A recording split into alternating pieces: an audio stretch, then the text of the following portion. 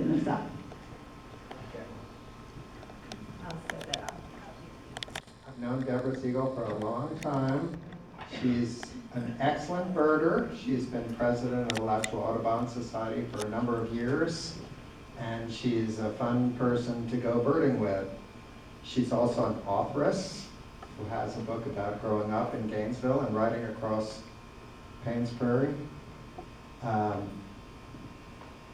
What else can I say about you? She's been very involved in wetland restoration and planning these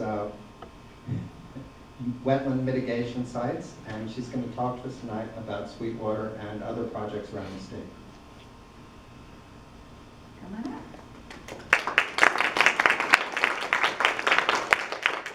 Thank you, Alan. Well, thank you for inviting me, both Alan and Debra. This is a real honor to come down here and speak to you all. And I'm excited to share with you about Sweetwater Wetlands Park in Gainesville and about treatment wetlands in general. And first of all, I want to start out by asking, how many people have visited Sweetwater?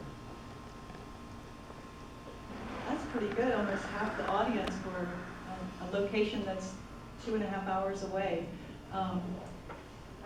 It's only been open for, well, it opened in 2015, so going on 9 years, 8.5 years, and it's already zoomed up to close to the top of the eBird hotspots in Florida. It's like number 32 or so, which is just amazing for when you compare all the sites in Florida that are birding hotspots that have been birded for decades and decades.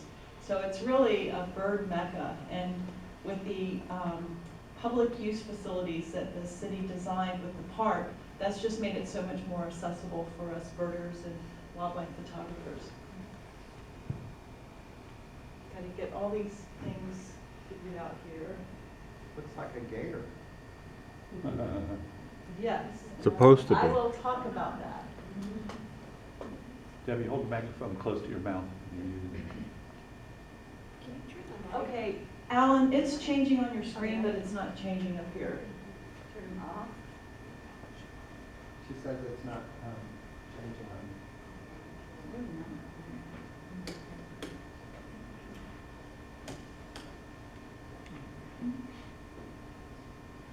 So it's not changing. Don't go up there. Okay. I thought it was. Oh, it's not changing, you're right. But it did earlier. Debra, we need help.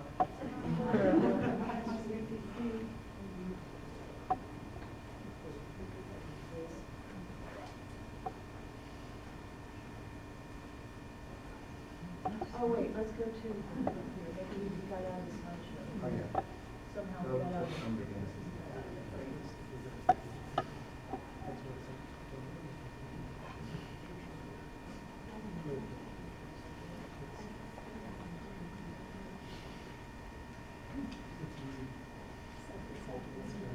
There you go. It takes like 3 years. Okay, go. So, treatment wetlands, I need to kind of stand here so I can see my slides. Treatment wetlands are designed to treat wastewater and stormwater. And this is a natural process of removing the pollutants that are in wastewater and stormwater. And I'm going to mostly concentrate on wastewater treatment. And the most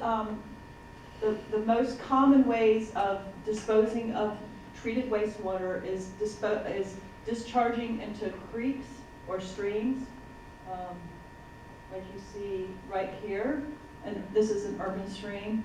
Rapid infiltration basins. A lot of municipalities have rapid infiltration basins, and these are just basins where the water comes from the wastewater treatment plant, is discharged into these basins, and it infiltrates into the ground and recharges the aquifer.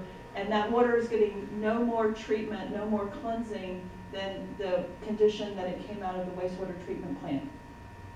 And likewise for spray fields, a lot of municipalities send their treated wastewater to spray fields, and they spray it out onto the ground, and it infiltrates into the ground and into the aquifer.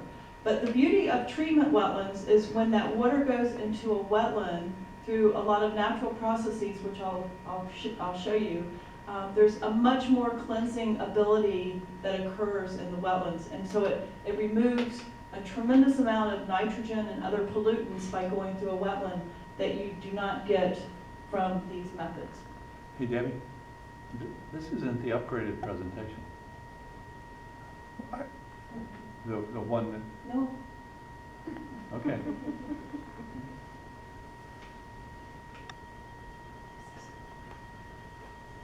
So here's an example of the Lake City wetlands. The Lake City used to dispose of its waste, its treated effluent at a spray field. And you can, this is the spray field, and they had trees growing in the spray field. But the city converted part of their spray field, 1/3 of their spray field, to a treatment wetland. And then, so it was a conversion from the spray field to the treatment wetland. And it's been a tremendous success in the amount of nitrogen that's been removed from the effluent, and this water is infiltrating into the ground. This is the recharge area for the Ishnatucknee Springs. So now the water that's going into the ground is going down and flowing underground to the Ishnatucknee Springs. So it was actually a springs restoration project as well as a treatment, creating a treatment wetland. Yes. So why are treatment wetlands so bird rich? Well, there's a lot of nutrients that are coming in through the water, through the wastewater. And even though it's been treated, there's still a lot of nitrogen in that wastewater. And so that nitrogen is fueling this huge complex food web within the whole wetland system. So that's one of the reasons that treatment wetlands are so bird rich. Also, when you add water to an environment, you're bringing in so many more birds, so many more organisms, and so many more birds. And so when you convert an upland area to a treatment wetland, you still have the surrounding uplands, but you also have that water source that is attracting so many birds. And then the habitat diversity. If you can create a lot of diverse habitats within that landscape, then you're really going to increase the number of birds that you have coming in.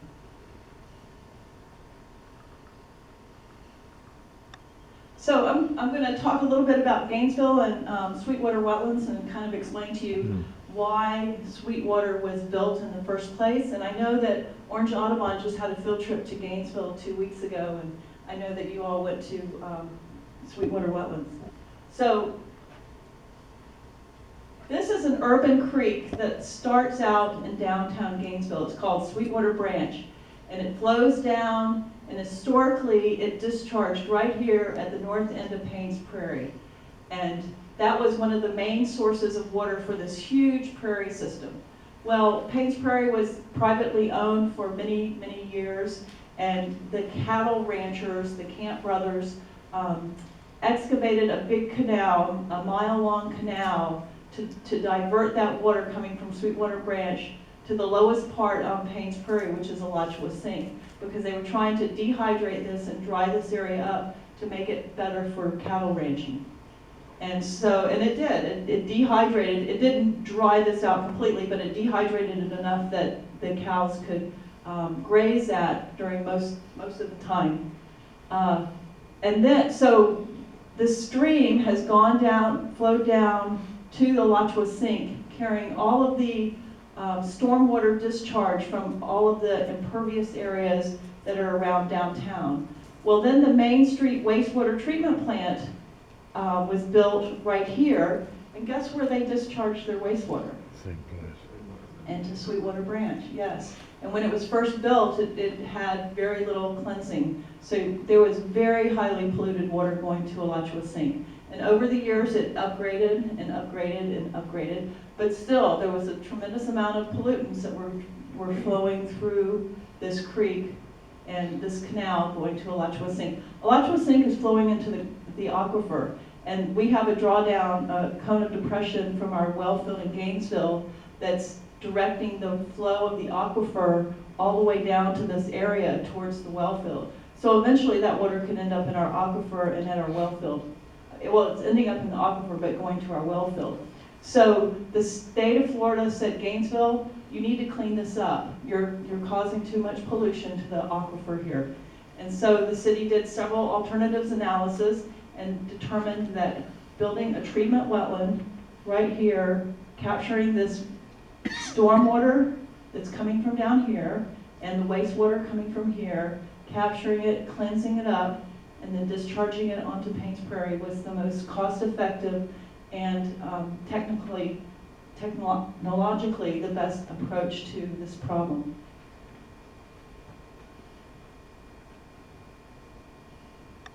So this is just to show you, this is the wastewater treatment plant where the wastewater from downtown Gainesville, or the whole eastern side of Gainesville comes to this wastewater treatment plant. It's treated and then it's discharged into Sweetwater Branch. This is the creek.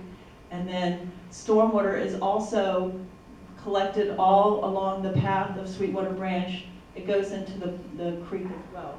Can I ask you a question? Sure.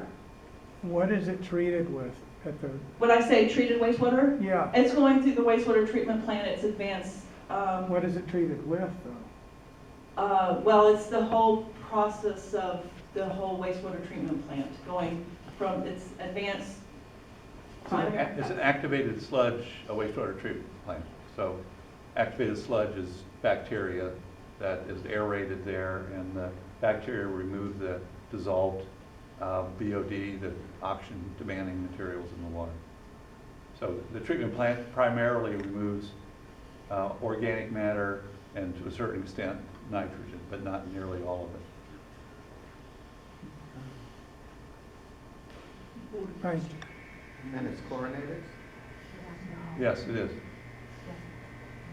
So here is the scenario now with the treatment wetland. The wetland was built right here. It's 125 acres. This canal was filled in, so there's no longer that direct connection. And the water, after it goes through Sweetwater Wetlands, it discharges and sheet flows out into the prairie and is restored about over, I think, 1,500 acres of Paynes Prairie. So there's been many benefits by creating Sweetwater Wetlands Park. And I wanted to point out that it costs about $25 million to build the treatment wetland. And this is a high price tag because the construction, which is the highest cost, the construction conditions were the absolute worst because they were building a wetland on mucky soils. There was always water coming in here. They could never turn that spigot off. And so they're trying to do all of this dirt work, moving dirt, digging, excavating, filling with this water source coming in. And they were always diverting and had dewatering pumps going. And so that was the most complicated conditions for building the wetland. But it cost $25 million to build the treatment wetland. If they had upgraded the treatment plant to achieve the same kind of performance as the wetland, it would have cost $45 million. So that's a huge difference. And it's because the wetland is removing nitrogen to such a low level that to achieve that at a wastewater treatment plant would be extremely expensive.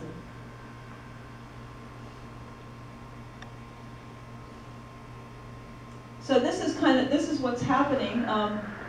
The nitrogen, total nitrogen coming out of the wastewater treatment plant is about 3.5 parts per million, which is pretty low. That's a good performance for a wastewater treatment plant because they did upgrade it as well. But then it goes through the wetlands, cells 1, 2, and 3, and it's coming out at about 0.9 parts per million. That's a tremendous amount of removal that, like I said, would be extremely expensive to get at a wastewater treatment plant.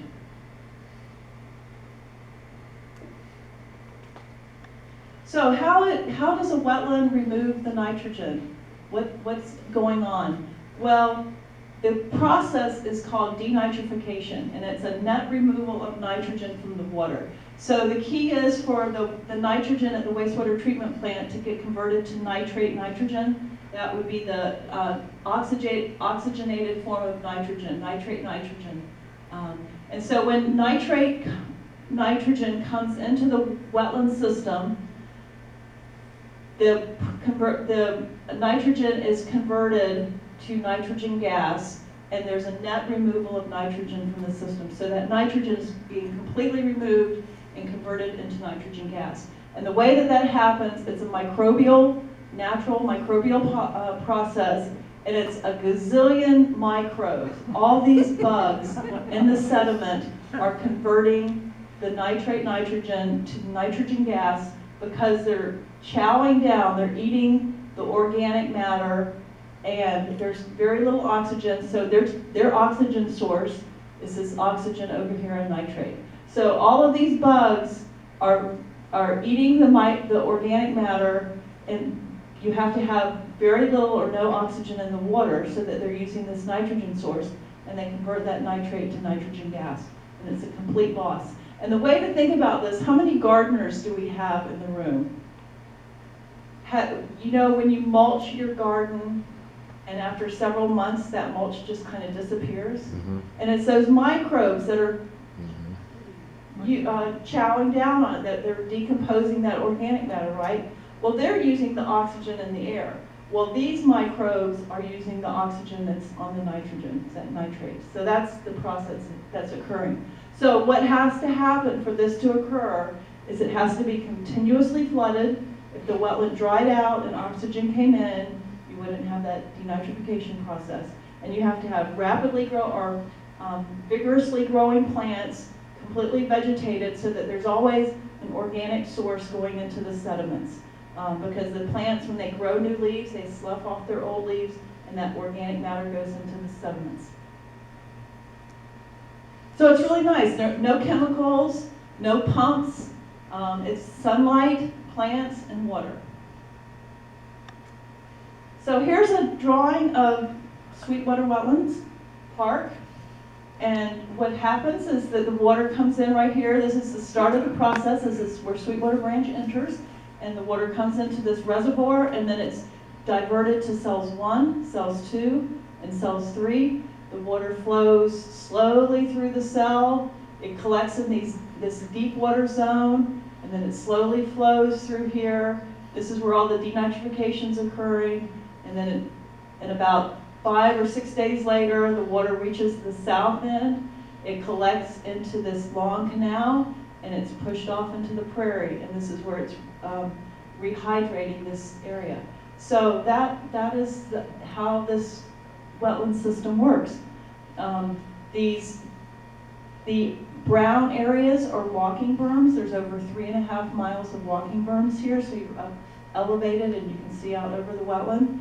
There's 2 emergency bypass areas. So if we get continuous high rains for many days, or a tropical storm, or too much water that could, because remember, stormwater is coming into this too. It's not just wastewater. So the wastewater amount is pretty even over time, but the stormwater can pulse up when you have a lot of storms that go down. So there's a very uneven flow source. So when we have lots and lots of water come in, instead of that water going through the cells where they could potentially flood the cells too much and kill the plants, because remember, we want those plants to be healthy and vigorously growing, we can bypass, the water can bypass these cells and flow around on this bypass and this bypass. So that has really been important for making this function. So a little story, I was on the design, both my husband and I were on the design team for Sweetwater Wetlands Park. And when early in this design, the wetland was a rectangle, just a boring rectangle, and that was what it looked like from a design standpoint. And we were on doing a series of meetings with the engineer. We're both scientists. And we said, can you make this a little more interesting? The rectangle is not an interesting looking feature. It doesn't look natural. And he really took that to heart and came back the next day and he said, what do you think about this? And he had a design of an alligator head. Can you see that alligator head? And that's how it was built, as an alligator head, which is very appropriate since we are the Florida Gators, and there's a gazillion gators out there too. And not at the college. So, so to get the water to each of the cells, there is the water control structures, and this is what it looked like when it was being built. a very big structure and that's what conveys water into the cells and out of the cells. And if you were to look down into it, take the lid off and look down in, there's an adjustable weir. So this gate could be raised or lower, and that controls how much water either goes into the cell for the inflow structures, or how much water goes out of the cells for the outflow structures. So that's how you can adjust the water levels by raising or lowering that gate. And this is what it looks like if you're walking out at Sweetwater. There's one of these at the beginning of each cell and at the end of each cell. And if you walk by it, you'll hear the water rushing through, and that's the water coming in or going out. The city spent almost $2.5 million on public use facilities, and that is really, it's a hugely popular park because of that. And the visitation at Sweetwater, it started out in 2015. It was only open on the weekends because they didn't have the staff yet to open it, and so very low visitation. But you can see how it's climbed every year since then. So now it's the most popular park in Gainesville. So some of the contributions that Alachua Audubon has made to Sweetwater Wetlands, I wanted to bring this up because I know that you have partnerships with other facilities or features like this. Alachua Audubon designed and we print and furnish these bird ID brochures, and I've got a couple to pass around. But if you open it, it has the 24 most common birds seen at the wetlands, and then inside there's locations for birding in Gainesville, what Alachua Audubon does, and a membership guide. So this has turned out to be the most popular brochure that the park puts out, and we partnered with different entities, and they've been paying for the brochure. So that's a really nice feature.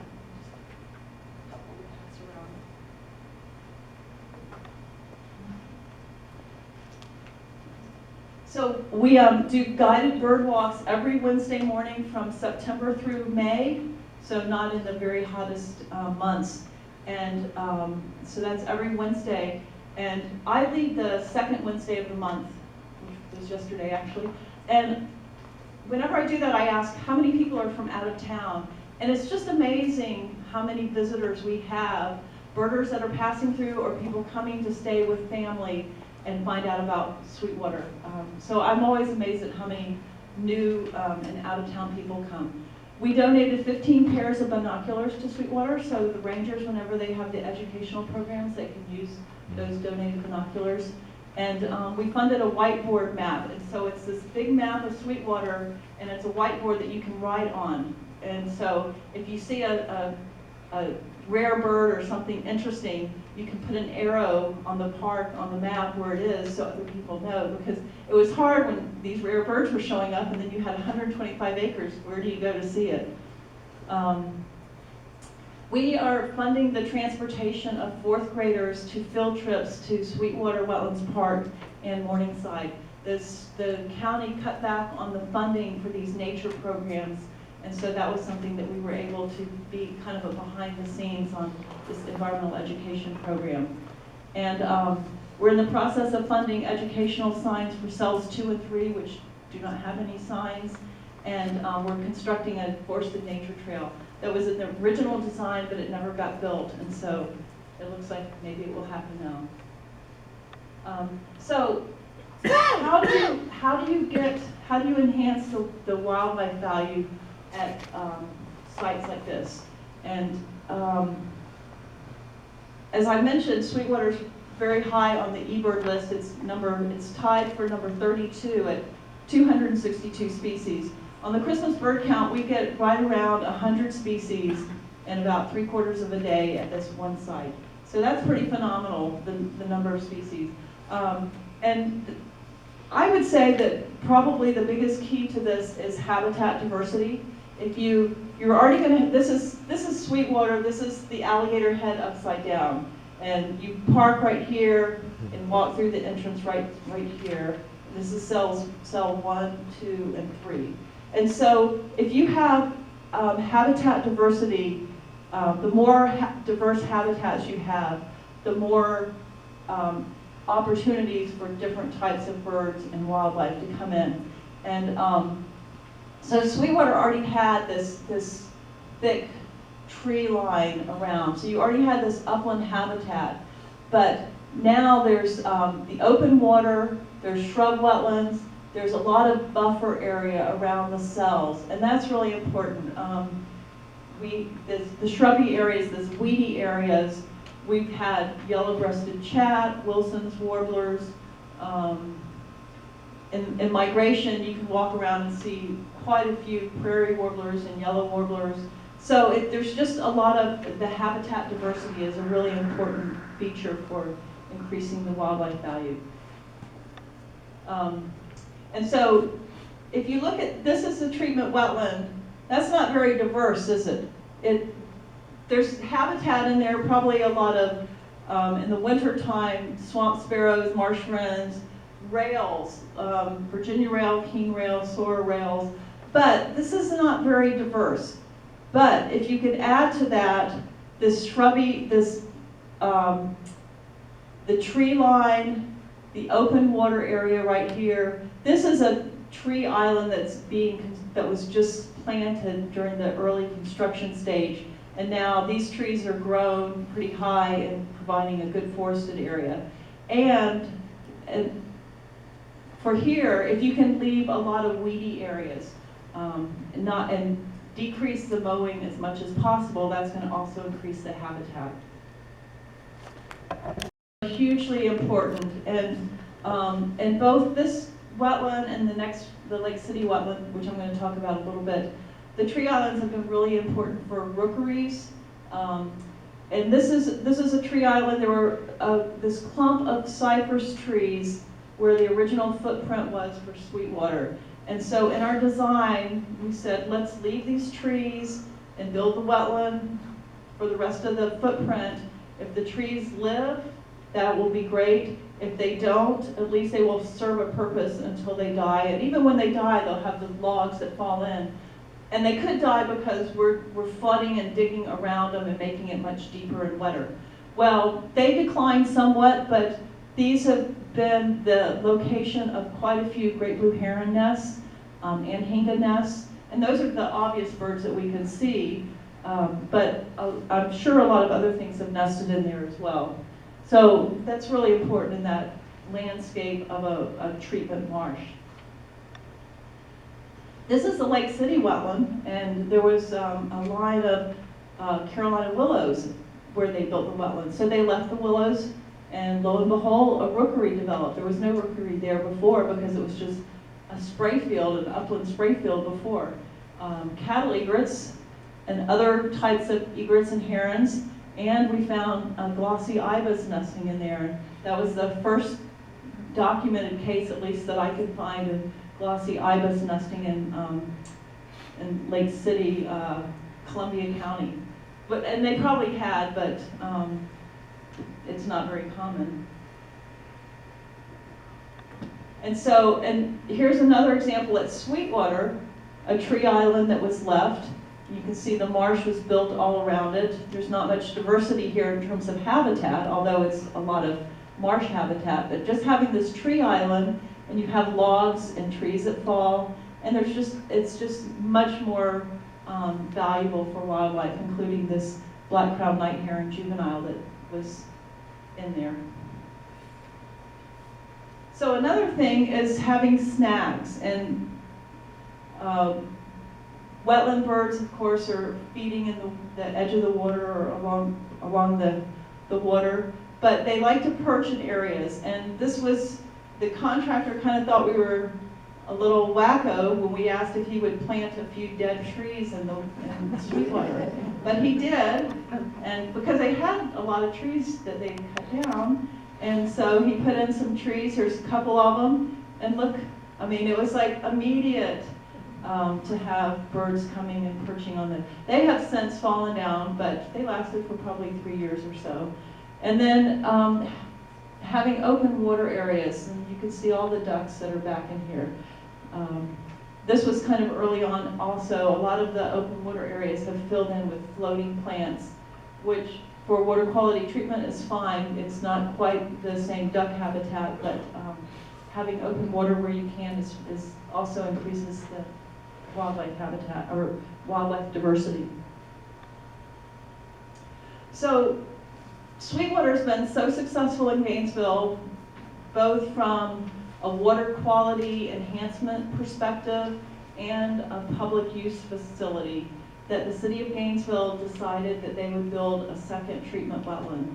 We have 2 wastewater treatment plants in Gainesville, and so the other wastewater treatment plant that's on the far west side of Gainesville is now going to be the source of water for a second treatment wetland. And so this is Gainesville, this is where Sweetwater is, right here. And if you go all the way out on the west side of town, this is the Oaks Mall right here, and go out here, kind of where Allen, where you used to live, this would be like biking distance to where you used to live, is going to be the new groundwater recharge wetland. And that may not be the final name, but that's what they're calling it. That's what they started calling it, and then they changed it to Southwest Gainesville Wetland, and I just stuck with the old first name. But this is going to be a wetland that is a groundwater recharge wetland, and that is that the water is going to come in, flow through the wetland, and then recharge straight down to recharge the aquifer. And it has sandy soils, very sandy, porous soils, and so it would not be a good site to have a flow-through wetland like Sweetwater. This is the Kanapaha wastewater treatment plant, and this is where the source of wastewater will be coming from. This will not get any stormwater, unlike Sweetwater, which also has stormwater coming in. So the groundwater recharge wetland, this is the existing site. It doesn't look very productive from a birding standpoint, does it? We conducted, 2 volunteers at Alachua Audubon have conducted quarterly baseline bird surveys, well, 4 a year's worth, and had 51 bird species. And so remember, we get almost 100 bird species on the Christmas bird count in one day, and this is 4 surveys. So it's going to be really fun to see how this transforms and what we get. This is the artist rendering showing it's just in the early design stages now. But this is what they're envisioning, is this area. You can see the wetland cells here, and then this would be a walking path to go through it. And this is what I was talking about, a flow-through wetland versus an infiltrating wetland. Sweetwater Wetlands and the Orlando Wetlands Park are both flow-through wetlands, and water comes in at one end, flows through the wetland where the denitrification occurs, and then it flows out the other end. It discharges to a receiving water body, which is often a stream or a creek. In our case, it's Paynes Prairie. Orlando Wetlands, where is it discharging, Bob? St. John's River. Eventually it's St. John's River, but there's something in between. There's a creek in the middle. Yeah, it's a creek. A creek that flows to the St. John's River. Canal. So the infiltrating wetland, the new wetland that will be built at Gainesville, water will come in, it will flow through the wetland cells, and then it will infiltrate into the ground. There will be no superficial exit point of that water. This is just another diagram showing how the reclaimed water, the wastewater, will come into the wetland cells, flow through it. You'll have the denitrification occurring down here in the anaerobic zone, and then that cleaner water will recharge the aquifer.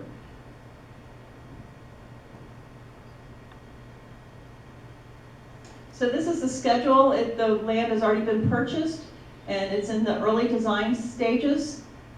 Construction, so it's in the design stage mostly this year. Next year, if everything goes to schedule, the construction will begin and then in 2026 is when it's estimated for completion. So when y'all have a field trip to Gainesville again, in a couple of years, we'll have another wetland site. This is another similar recharge wetland. This is the Ocala Wetlands Recharge Park. Has anyone visited that site? Good, good. It's right off the interstate on the north side of Ocala. And so it's open to the public, it's free. And that is a similar treatment wetland that is getting wastewater from the Ocala wastewater treatment plant. The water flows through these wetland cells and then it infiltrates into the aquifer. They've got a new pavilion being dedicated soon, right? A pavilion? Yeah, I think I heard about that. I've got that on my calendar. I don't want to look it up right now. Oh, okay. Okay. Good. Just everybody Google Ocala Wetlands Park and you'll find it. Yeah, I know that they've built apartment complexes all around it, which is too bad. But, Too bad. So this is the Lake City treatment wetland, which I mentioned earlier. And water is coming in from, the wastewater treatment plant is a few miles north. The water is pumped to this lagoon, and from there it goes to the cells. The water has 3 different pathways. It goes cells 1, 2, and 3, and then to cell 4, which is where it infiltrates in the aquifer. Then there's another pathway, which is cells 7, 8, and 9, and then it goes to 4. And then the third pathway, which I think is 5 and 6 that goes to 4, but I'm not sure.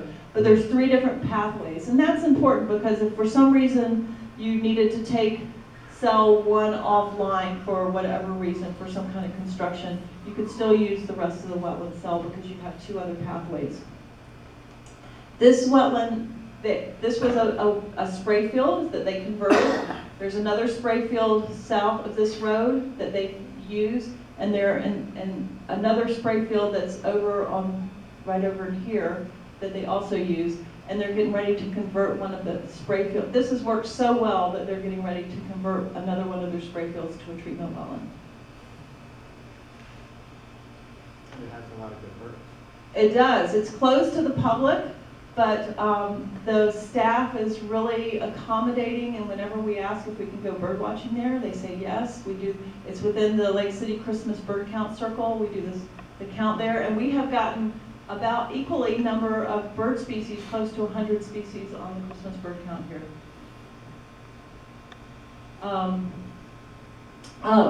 And so 162 species have been recorded at that site, and again, it's close to the public. So at this site, the Audubon next to Alachua Audubon is Four Rivers Audubon. And so we teamed together. The wetland is kind of in between our 2 Audubon chapters. And so we teamed together and installed one purple martin nesting gourd about 4 years ago. And we put it up in the winter, and about 3 months later, it was full of purple martins. And they nested and they filled all the gourds. So that winter we put up another one, and then that next breeding season they filled up the gourds again. We've done that 4 times.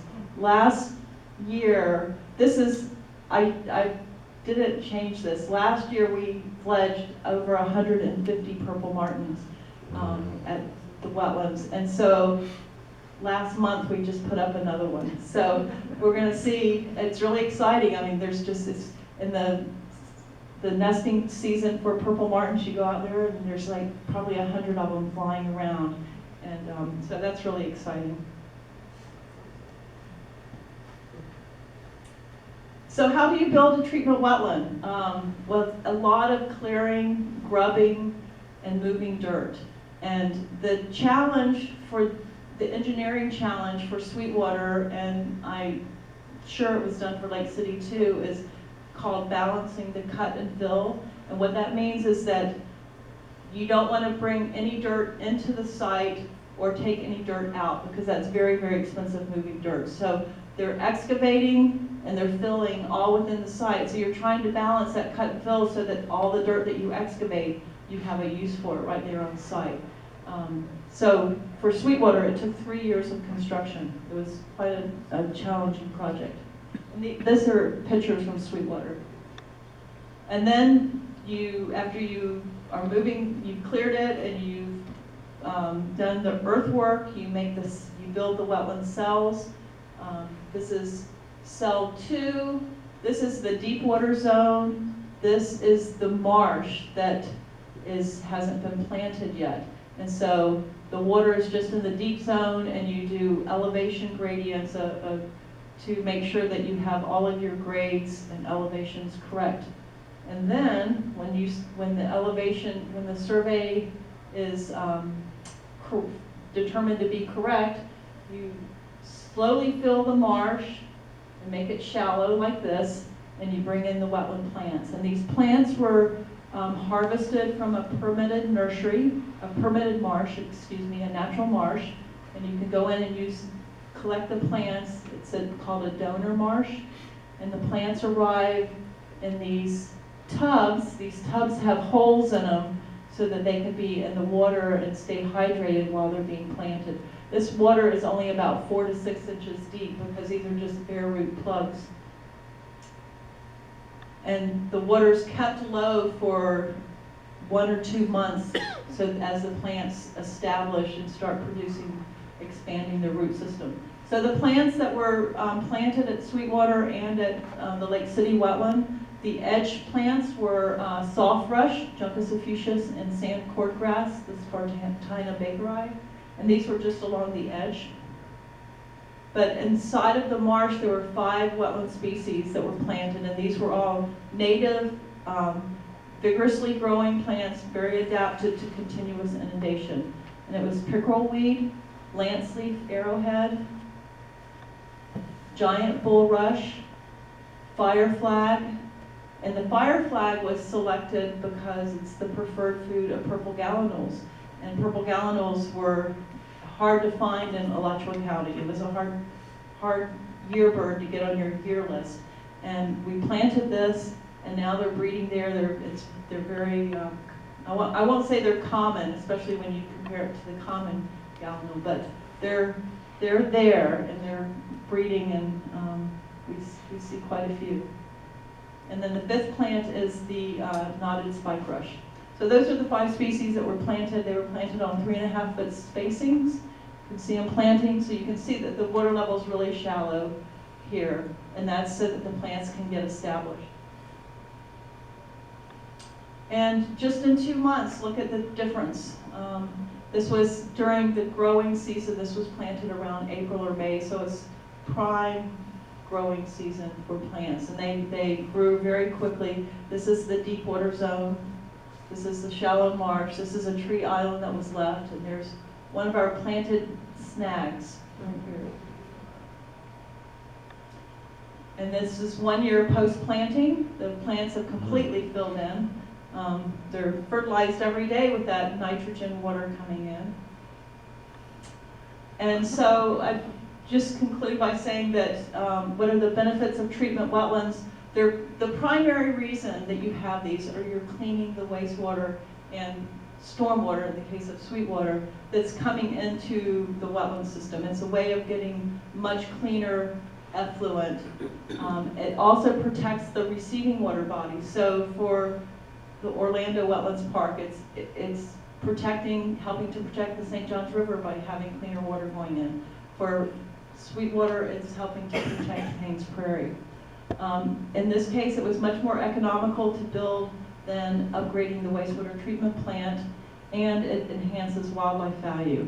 And for the local area, this isn't so much environmental, but it provides a recreational, educational, and ecotourism opportunity for communities. So with that, I'll be glad to take any questions.